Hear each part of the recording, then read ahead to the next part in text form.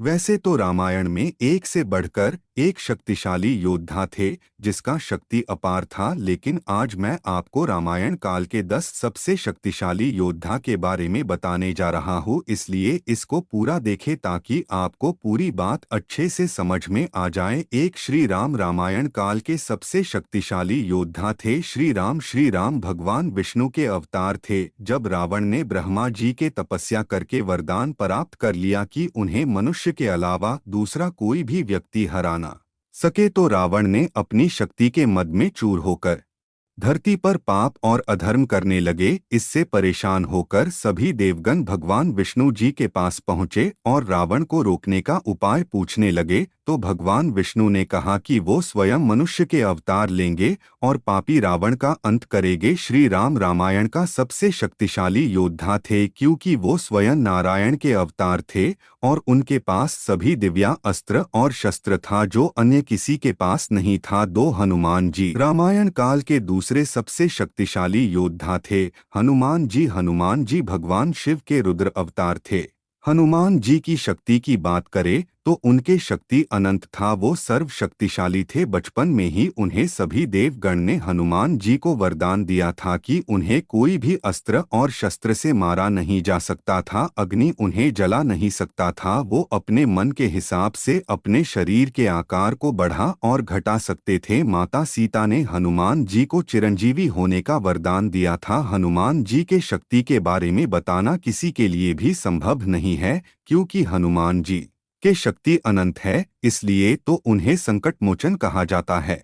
हनुमान जी एक ऐसा योद्धा थे जो अपनी जीवन में कभी भी कोई युद्ध हारे नहीं थे। हनुमान जी ने 3 बार लक्ष्मण जी को बचाया था और एक बार तो स्वयं राम जी को नागपाश से बचाया था। 3 लक्ष्मण जी रामायण काल के तीसरे सबसे शक्तिशाली योद्धा थे। लक्ष्मण जी शेष नाग के अवतार थे। लक्ष्मण जी एक महान योद्धा के साथ साथ वो सर्वश्रेष्ठ भाई भी थे। जब श्री राम ने वनवास जाने के बारे में सोचा तो लक्ष्मण जी ने भी उनसे कहा कि वो भी उनके साथ वनवास जाएंगे। लक्ष्मण जी के 14 वर्ष तक बिना खाए और सोए श्री राम जी की सेवा किया था।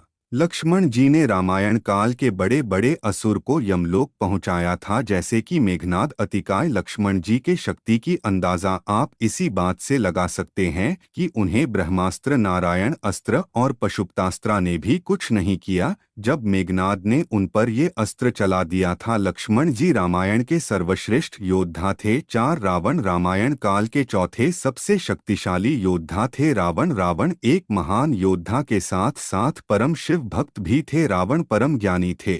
उन्होंने शिव तांडव स्तोत्र का निर्माण किए थे जिसको सुनकर भगवान शिव भी उनसे खुश हो गए थे। रावण के शक्ति की बात करें तो वो इतना शक्तिशाली थे कि एक बार तो उन्होंने भगवान शिव के कैलाश पर्वत को ही उठा लिया था। रावण ने अपनी शक्ति के दम पर नवग्रह को बंदी बना लिया था जिससे वो अपने किस्मत को अपने हिसाब से बदल सके। यहाँ तक कि रावण ने यमराज को भी हरा दिया था। रावण ने ब्रह्मा जी की तपस्या करके ये वरदान प्राप्त किया था कि उन्हें सिर्फ मनुष्य ही हरा सके, बाकी कोई भी देव दानव गंधर्व हरा ना सके। रावण ने भगवान शिव से भी कही सारा अस्त्र प्राप्त किया था, जैसे कि चंद्रहास। रावण ने समस्त देवता को पराजित कर दिया था, लेकिन अंत में श्री राम द्वारा उन्हें मृत्यु प्राप्त हो गए। 5 मेघनाद रामायण काल के 5 सबसे शक्तिशाली योद्धा थे। मेघनाद उर्फ इंद्रजीत। मेघनाद एक बहुत ही खतरनाक और शक्तिशाली योद्धा था जिसको हरा पाना असंभव था। मेघनाद के पास उस समय के सभी अस्त्र शस्त्र था, जैसे कि ब्रह्मास्त्र, नारायण अस्त्र और पशुपतास्त्र। मेघनाद के पास तामसी माया था जिससे वो गायब होकर युद्ध करता था और जब वो माया से युद्ध करते थे तो उन्हें कोई भी हरा नहीं सकते थे।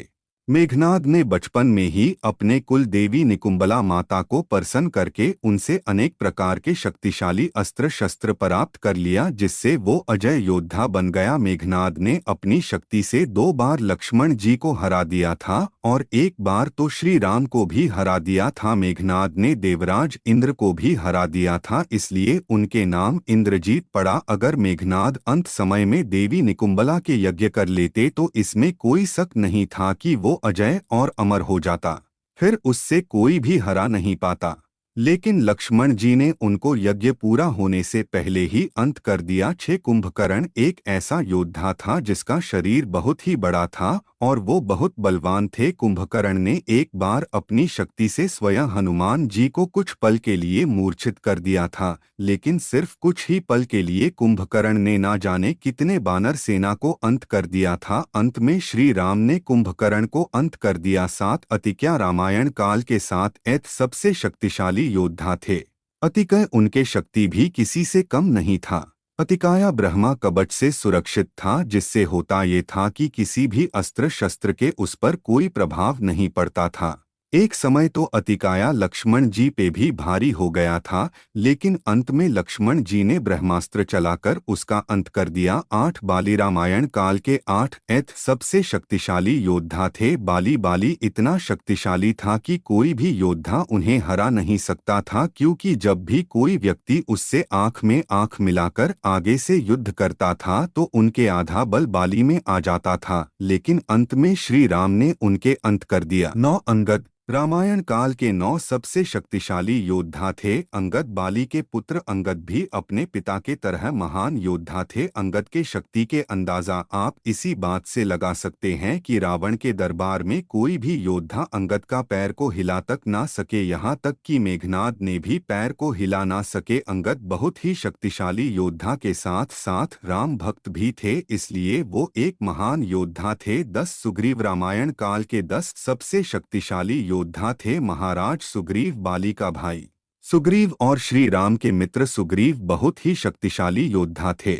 सुग्रीव ने अपने जीवन काल में हमेशा प्रभु श्री राम के सेवा में लगे रहे और अंत में जब श्री राम धरती को त्याग करने लगे तो वो भी सूर्य में समा गए, क्योंकि सुग्रीव सूर्य का अंश थे। तो दोस्तों, ये है रामायण काल के 10 सबसे शक्तिशाली योद्धा जिसका बल और शक्ति अपार था। इस लिस्ट में और भी योद्धा का नाम हो सकता है, जैसे कि जाम्बन जी, भरत जी, शत्रुघ्न, लव कुश जैसे और भी अन्य योद्धा थे जो अजय था, लेकिन सभी को टॉप 10 में रख पाना मुश्किल है। आपको क्या लगता है, और कौन कौन से रामायण काल के महान योद्धा थे?